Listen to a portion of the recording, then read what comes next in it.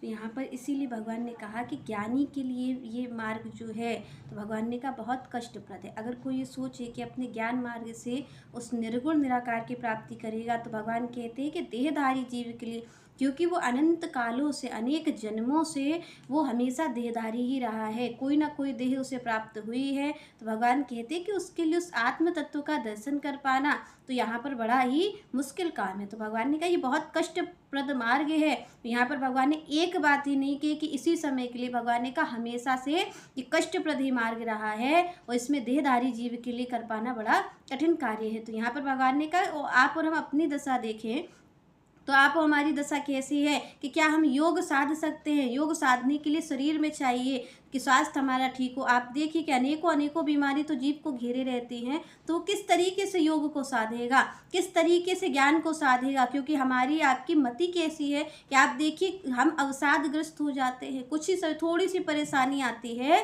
और हम झटपटाने लग जाते हैं। तो ऐसे में ज्ञान को कोई कैसे अर्जित करेगा? क्योंकि ज्ञान के लिए तो बड़ी ऊंची बुद्धि चाहिए, और हमारी जो बुद्धि है वो कभी भी धन से और हमारे भोगों से हटती ही नहीं है। जब हम अपनी पूरी आसक्ति धन में और भोगों में रखेंगे तो ज्ञान किस मार्ग से हम प्राप्त करेंगे?